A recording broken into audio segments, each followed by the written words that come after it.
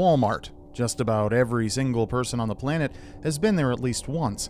Before the internet became such a popular place to buy things, Walmart was where it was at, and in many ways, for better or worse, it still is. And due to it being a staple in so many people's lives, Walmart seems to serve as a microcosm for society as a whole, with all the absurdity and horror included. From the discovery of corpses to chilling abductions and everything in between, here are 10 of the most unsettling events that have happened at Walmart.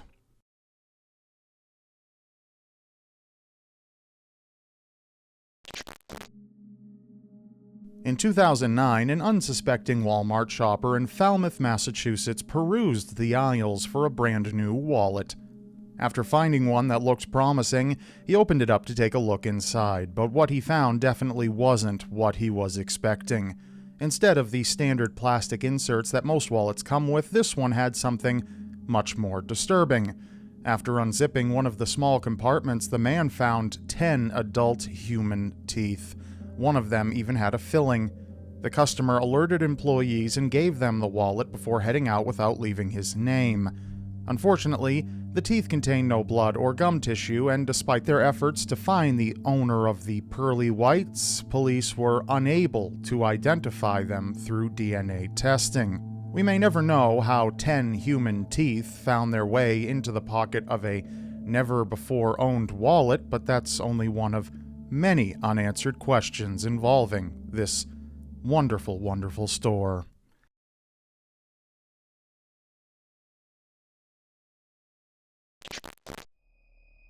Did you ever play hooky from school as a kid? I certainly didn't.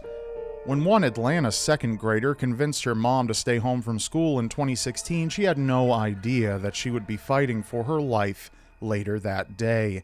After arriving at Walmart, the little girl's mom headed off to grab fruit on the other side of the store, leaving little Brittany alone to browse the toy aisle to her heart's content. But as she wandered down the aisle, a man began to follow her.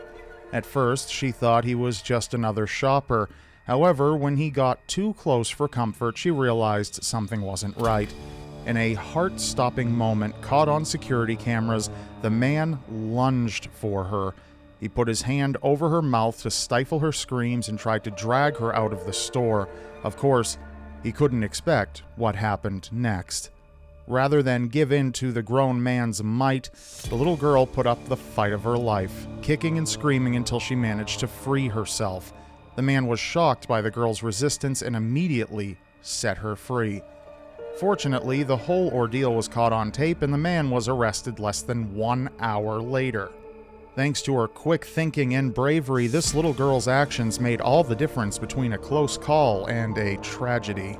Unfortunately, though we may like to think that our kids are safe when we're nearby, it only takes a split second for something sinister to happen.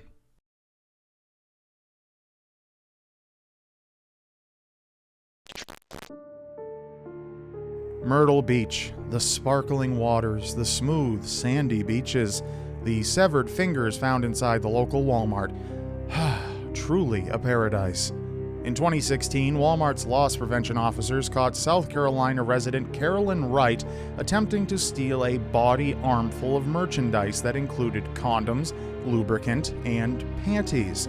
After a swift confrontation with Walmart staff, Wright punched one staff member in the head, pulled out another woman's hair, and bit down so hard on one employee's finger that she took off a piece with her bare teeth. Wright then spat the piece of finger right there onto the floor. Unsurprisingly, she was promptly arrested and sent to prison for the assault. Oh, and the piece of finger? Well, sadly, it wasn't able to be reattached to the employee's hand.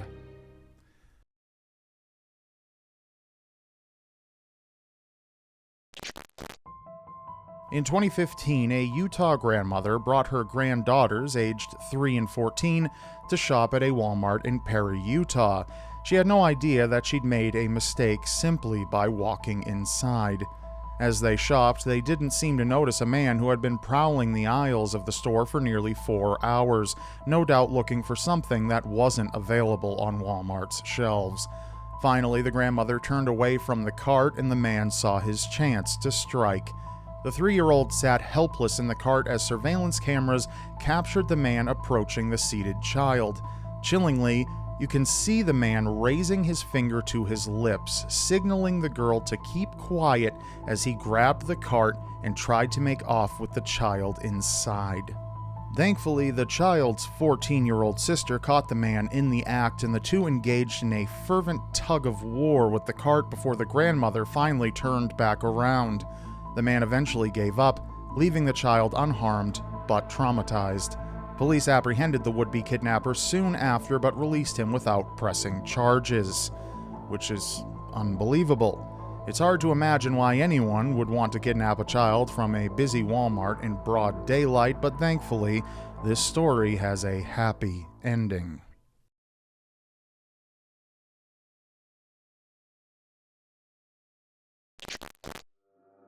Happy endings are always a good thing when it comes to a frightening story, but our next case doesn't have one. In March of 2022, security footage captured the final moments of one Nevada woman's tragically short life. Footage showed 18-year-old Naomi Irion purchasing snacks at a Walmart in her hometown. Minutes later, she returned to the parking lot and suddenly vanished without a trace. 2 weeks later, police received a tip that led investigators to East Reno, where they found Naomi's remains in a remote gravesite. Parking lot cameras captured a hooded man creeping around the area just before Naomi's disappearance. Police later identified the man as 41-year-old Troy Driver and swiftly charged him with first-degree murder, kidnapping, burglary of a motor vehicle, robbery, and destruction of evidence. In a disturbing testimony, Driver confessed that he kidnapped Naomi as she headed back to a shuttle on her way to work. Horrifically, he says he then shot her in the head and chest, stole her cell phone, and drove her several miles away, where he buried her in a shallow grave.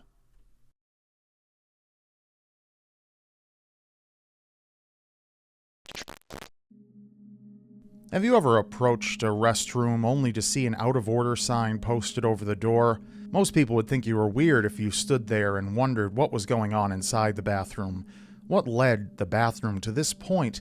Is it really just some broken plumbing, or is it more? But in 2017, for a Walmart in Sand Springs, Oklahoma, you'd have been forgiven for wondering such things. After one employee tried to open the door to the family restroom and found someone had locked it and likely walked away, they placed an out-of-order sign over the door and forgot all about it.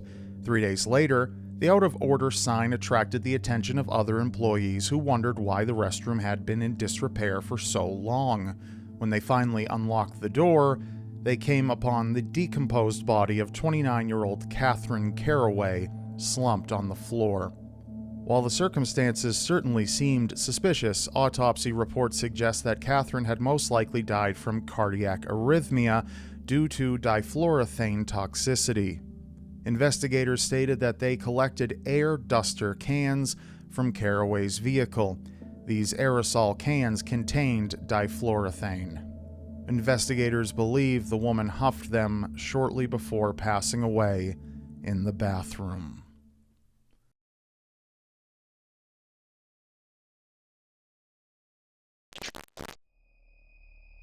If you think 3 days is a long time for a body to go unnoticed, you may find this next story especially shocking.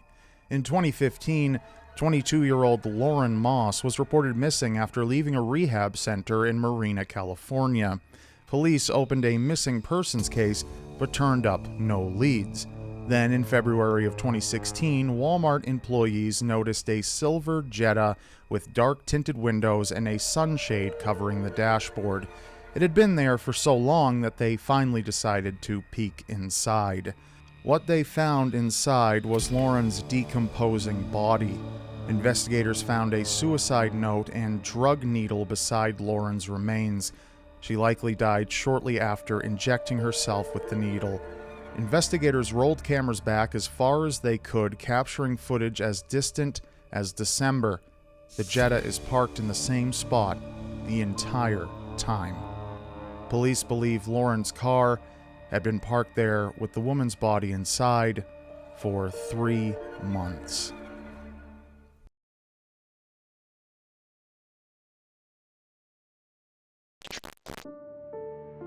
Breakups are never easy. Feelings are inevitably hurt, and you may find it tough to move on from a lost love. But for one Texas couple, a breakup led to something much worse than a broken heart. On June 4th, 2022, the couple parked their car outside of a Walmart in Harris County to have a very serious conversation. When the woman in the passenger seat attempted to end things with her abusive boyfriend once and for all, the man shot her point blank before turning the gun on himself. Tragically, the woman was pronounced dead at the scene. However, the suspect was found alive and taken to the hospital where he eventually recovered from his injuries. And although this story seems incredibly senseless and unfair, sadly, it's not uncommon. Domestic violence Disproportionately affects women, but also impacts many men as well. If anything is to be learned from this tragic case, it would be that no matter who you are, you must take every precaution when dealing with an abusive partner. And when it comes time to end things, never do it alone with them.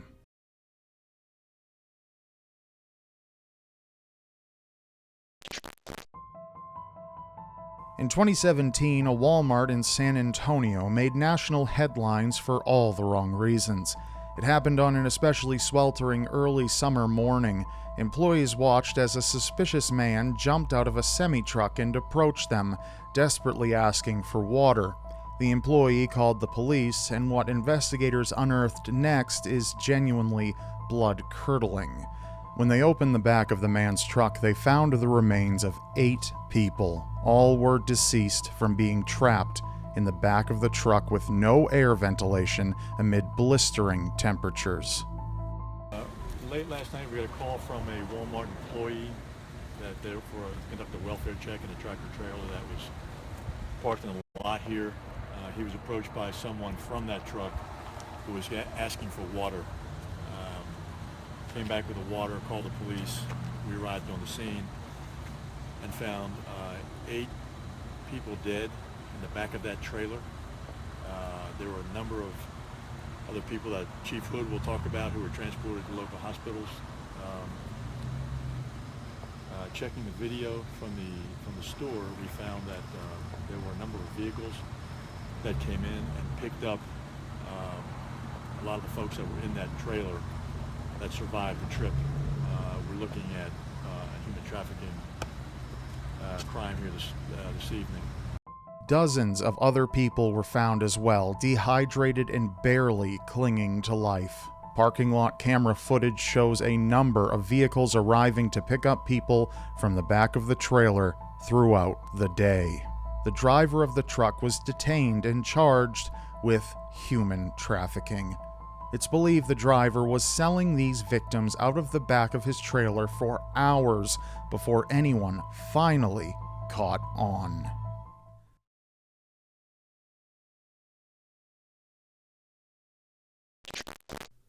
It's always wise to be cautious of strangers bearing gifts. In 2013, Rain Perrywinkle, her daughter Cherish Perrywinkle, and Cherish's siblings were inside a Jacksonville dollar store when a stranger approached them. The family wasn't wealthy and had been struggling to pay for items. That's when 41-year-old Donald Smith, pretending to be a simple Good Samaritan, offered to buy clothes for Cherish and her sisters at a nearby Walmart with a gift card he had. In order to gain their trust, Smith said his wife would be meeting them at Walmart, but there was no wife. The mother, who said she was desperate to get new clothes for her children, took Smith up on his offer, believing that her family had been blessed that day. But a nightmare was about to unfurl, the likes of which will probably never be forgotten by any who learn of it. Rain Perrywinkle had been involved in custody battles for her children, and because she was the mother, she was the one to take custody of them, despite warnings from a number of people involved in the case that Rain and her boyfriend at the time kept a home that wasn't appropriate for children. After making his offer, the Perrywinkle family got into Smith's white van and headed to Walmart, where the camera footage shows they shopped for 2 hours. It was close to 11 p.m. when Smith offered to buy them all cheeseburgers from McDonald's after a long day of shopping. Trusting the man far more than she should have, Cherish's mother either allowed or didn't even notice that Cherish went with Donald Smith alone. Instead of taking Cherish to the McDonald's in front of the superstore, footage shows that he led the little girl out of the store and to his van instead. About a half an hour passed when Cherish's mother began to realize that something was very wrong. There was no sign of her daughter and no sign of Donald Smith.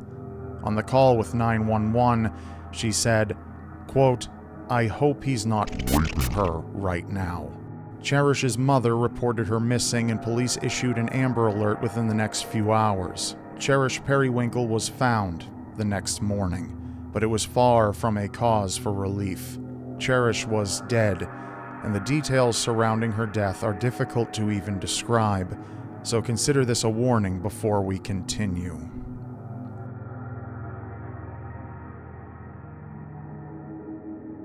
Devastatingly, Cherish's body was uncovered in a creek behind a church the following morning. Police traced footage of the van back to Smith, who they detained that same day. Investigators learned that Smith was a known sex offender with a laundry list of offenses against children dating back to 1993. He was released from prison only 21 days before Cherish's brutal attack. During Smith's trial, the crime scene photos were so graphic that jurors were in tears, covering their mouths and gasping in horror as prosecutors made their case against him. The chief medical examiner was even unable to continue on regarding what had happened to Cherish and needed a break during the trial.